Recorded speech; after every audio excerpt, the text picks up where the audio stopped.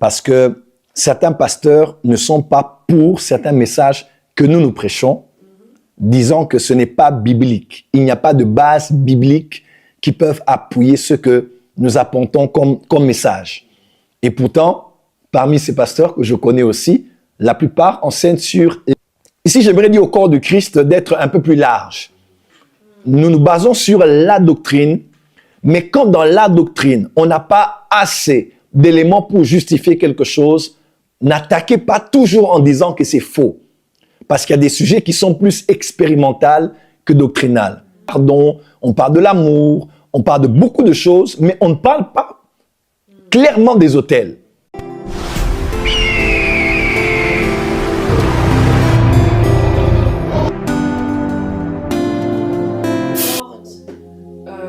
Rapidement, qu'est-ce que prophétiquement de voir une étoile forte sur quelqu'un voudrait dire en quelques mots? D'accord, ça c'est un sujet très important. J'espère, comme Acte 15, avoir un moment avec des pasteurs pour discuter à ce sujet. Parce que certains pasteurs ne sont pas pour certains messages que nous prêchons, disant que ce n'est pas biblique. Il n'y a pas de base biblique qui peuvent appuyer ce que nous apportons comme message. Et pourtant, parmi ces pasteurs que je connais aussi, la plupart enseignent sur les autels, enseignent sur les étoiles. Comment garder son étoile, comment vole-t-on les étoiles des gens, comment certains se sont fait voler leurs étoiles. Alors, si on doit sincèrement, bibliquement parlant, regarder des textes qui appuient cette doctrine des étoiles, qui est entrée partout, hein. Ce n'est pas juste les prophètes qui prêchent ça, c'est des thèmes des séminaires, des thèmes des veillées, que mon étoile brille, c'est la saison des étoiles. Il y a plusieurs expressions comme ça qui sont entrées dans la plupart de nos églises. Ça, c'est pour être honnête. Ce qui me donne l'opportunité de vous dire, il y a des sujets qui sont plus expérimentaux que doctrinaux.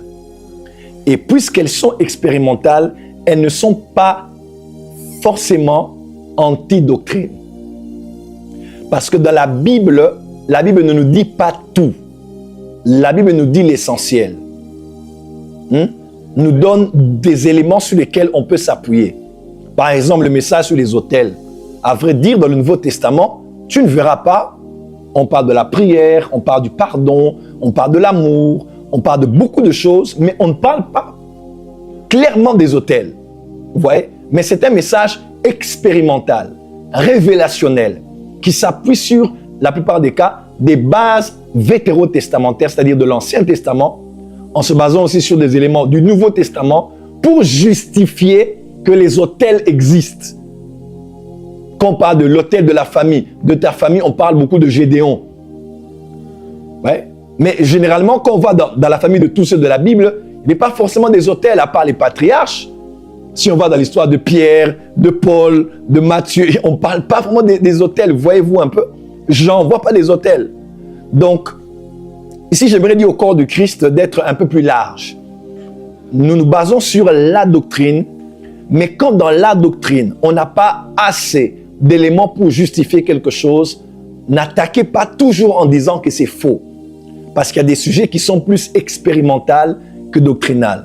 Mais il y a toujours des éléments dans la Bible, mais qui ne sont pas assez cohérentes pour justifier ce que l'on apporte comme prédication.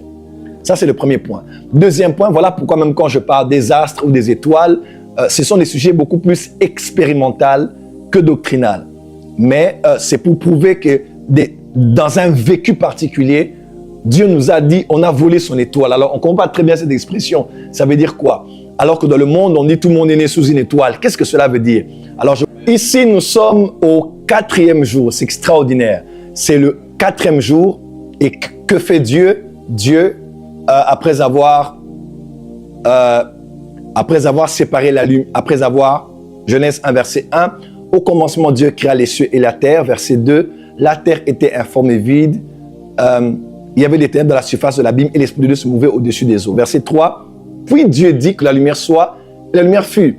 Dieu vit que la lumière était bonne et il appela lumière. Il la sépara avec les ténèbres et ce fut le premier jour.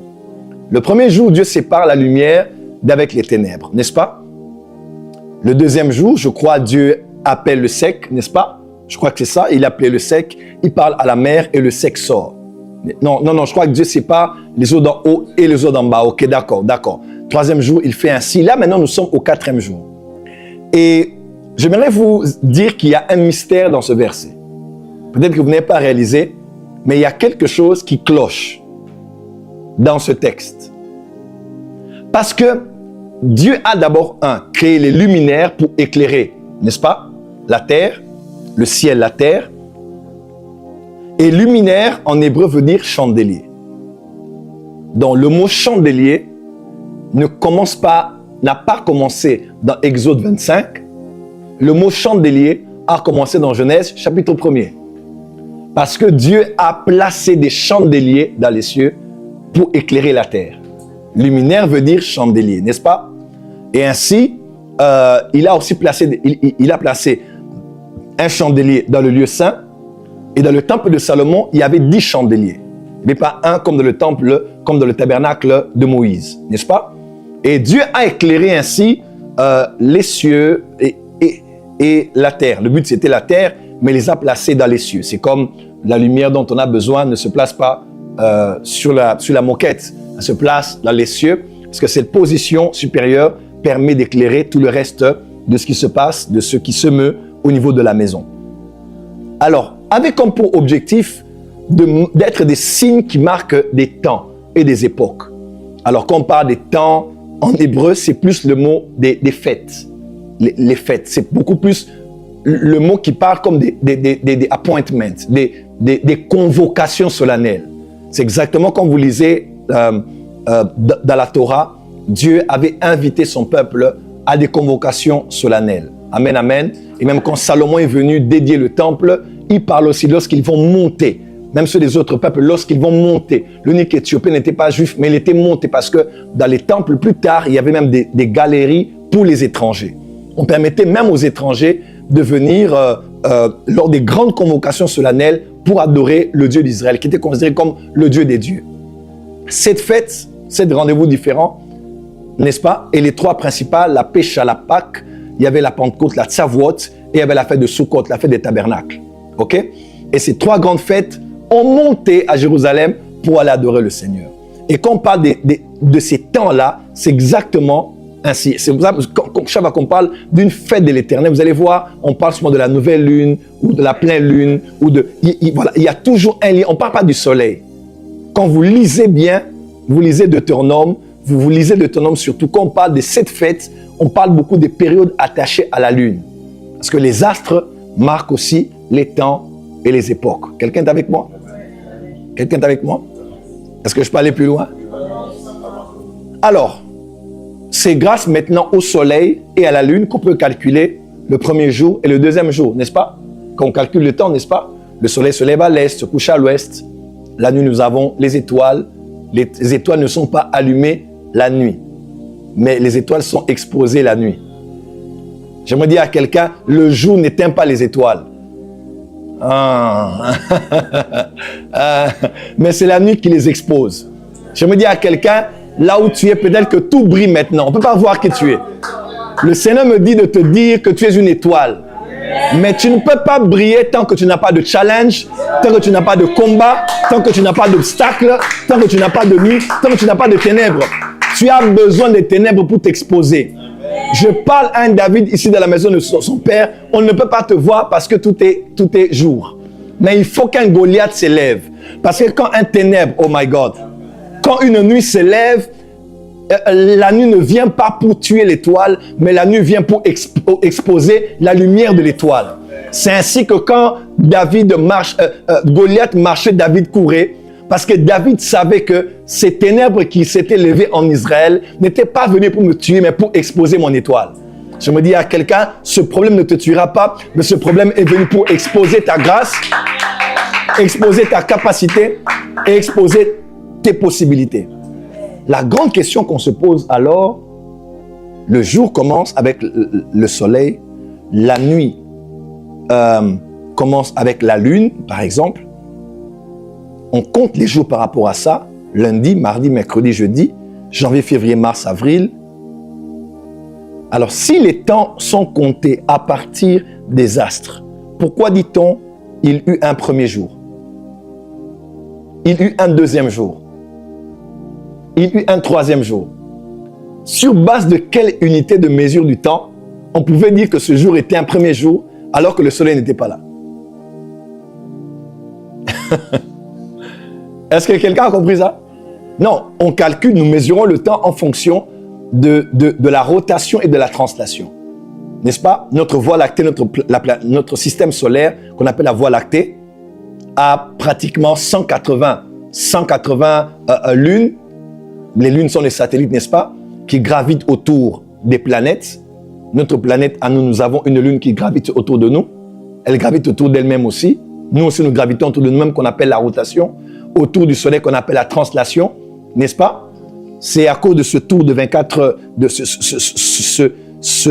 cycle complet qu'on parle d'un jour, n'est-ce pas? C'est ainsi qu'ici, il fait nuit à Paris, mais il fait jour peut-être à Sydney ou bien en Chine, parce que c'est à cause de la position que nous avons en fonction du soleil. Nous sommes en train de tourner sur nous-mêmes et de tourner autour aussi du soleil. C'est grâce au soleil, à la lune, qu'on peut mesurer le temps. Alors, quel était ce temps qui existait avant que le soleil ne soit? Si on peut mesurer ma taille, 1,90 m, parce qu'on a on appelle ça comme décamètre? 1 mètre, on a 1 mètre pour me mesurer. Et après, bon, disons, le mètre arrive, on me mesure, on donne, le prophète mesure 1,92 m. Et comment peut-on dire alors, on a mesuré toutes les personnes qui étaient là avant que le maître ne puisse entrer dans la salle? Bon, disons, dans le temps de Dieu alors, il n'y avait pas de coudée. On ne pouvait pas calculer comme ça. Sur base de quoi a-t-on calculé le temps? Ce sont les unités de mesure du temps.